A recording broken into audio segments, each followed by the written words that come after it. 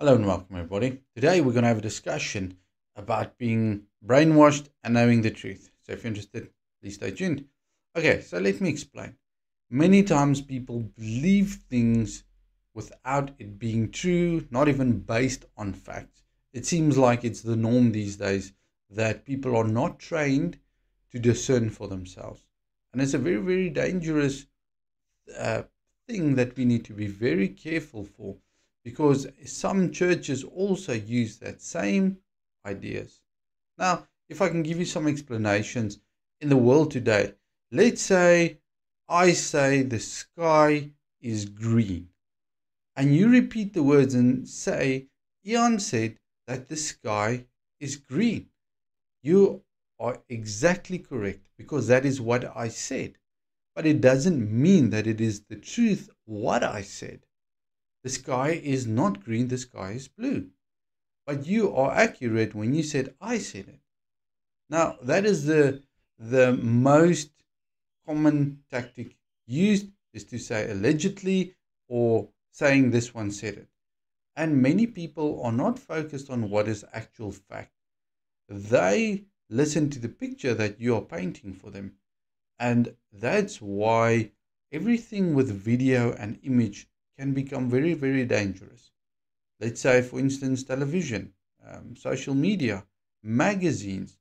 In the old time, before TV, most people read magazines, and that's how they knew what was the fashion, and trends were slow to enact. But these days, it's so fast because I see something that happens in America or Japan, and then suddenly I want that as well. Where it would have taken years to infiltrate and people start to accept new trends. Today, it is very quick, it's very fast. It seems like the world is going through trends faster than I go through my clothes. So, the thing is that what we need to be careful for, and especially in the church as well, is when we assume things as a truth without investigating it. Now, if we go and read in First Thessalonians, for me, the last part is definitely a summary. If you see how quickly Paul goes through it, it says, now we exhort you, brethren, warn those who are unruly, comfort the faint-hearted, uphold the weak. We be patient with all. See that no one renders evil for evil to anyone, but always pursue what is good, both for yourself and for all. Rejoice always. Pray without ceasing. In everything give thanks, for this is the will of God in Christ Jesus for you. Do not quench the spirit. Do not despise prophecies. Test all things. Hold fast what is good. Abstain from every form of evil. Now, that is the context verse that I want to focus on, is do not quench the spirit. Do not despise prophecies. Test all things. Hold fast to what is good. Test all things. It seems like that testing part has fallen out of the picture. People just say, well, because my pastor, because my teacher, because my whoever said it, it must be true. And I'm reminded of we were in a meeting when I was we were busy organizing a youth conference, but it was through multiple denominations. It was for the town, so all of the churches came together, and man, oh man, was that interesting, because you could clearly see who believed what the word said and who believed what their teacher said. Because somebody quotes something and then you're like, but that's not the context what is written there. That is, your focus is completely wrong, and those people believe that it is the truth even after you show to them, but that is not what that verse said. It's not even closely, remotely what it means, yet they believe it to be true. And that is what I would like to call they are brainwashed or indoctrinated. And we in our own lives need to see where we have not tested things, where we have not looked at what is being presented. In the old days, the Bereans scrutinized anything. If somebody came with a new teaching, they scrutinized that teaching before it was approved. These days, there is no oversight in that regard.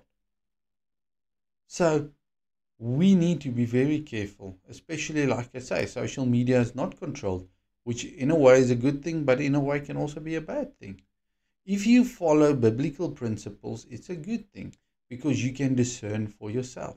But the problem comes in with people that don't know what actually is written in the Word and they just assume that it's the truth. Now, what I have seen and come to realize, even in my own family, the people that watch a lot of TV is the ones that are easily indoctrinated. They will quickly follow trends. They will quickly hold on to what the world say without testing it. Some of these things, if you just sit down and reason, it is crazy to think that somebody can believe it. But because they have been showed it over and over again, they start to believe it without thinking about it. So what can we do? Well, number one, the Bible is the truth. The Word will never pass away. The words of Yeshua is very, very important. So get to know them and practice them. It's not just something that you need to know. It's something that you need to practice. Because when we test it against the word of Yeshua, we can quickly see, but this is misleading. This is misguiding. And people will attack you when you start to question them. And questioning them, I'm not always saying it is negative. You're just trying to inquire, what is your motive purpose for the message that you're bringing? Or what is your references? Where did you get all of this information from? And like I say, people these days are so gullible that if you say it was on the news or if it was this one or that one that said it, suddenly it becomes truth. It's true that they said it, but it doesn't mean that it's the truth what they said. So be careful for these things. And test. In math, you need to test your answer because you can do an equation many ways and it's easy to make a mistake. One small mistake will cause the whole answer to be incorrect. So therefore, be careful. Test. Meaning, test the outcome. What is it? Investigate. Look at it and okay, but scripture says this and this and this. You're telling me this and this and this. Why? What is the purpose? And then you start to develop a relationship. But if it falls apart quickly because people don't want to hear and don't want to help and assist you, then I don't believe it was a good relationship from the start. So pray for everybody, even those that are misled, misguided, so that they will get to know the truth. Why? Because the truth will set you free. The truth has a name. His name is Yeshua. He has come to show us the way. A lot of religious leaders that time, the Pharisees, was so corrupted that they didn't even know anymore what is the truth. They misled and misguided the people. And Yeshua came and said, this is what is happening. His biggest battles was not against the people, but actually against the scribes and the Pharisees, the people that are supposed to know, that are twisting the words. Yeshua even knew their thoughts. If you know somebody's thoughts, it's quickly to determine their motive. Do they want to bring forth truth, or do they want to present a lie as the truth? Father, I pray that you will help us and give us wisdom to test, to see what is truth. Help us to know where we have been indoctrinated and misled and misguided. Help us to focus on you. Help us to focus on what is truth. Help us to know that you love us tremendously. Help us that we will know the truth, and the truth shall set us free. I thank you for loving us and for guiding us. Thank you for that in the name of Yeshua. Be blessed.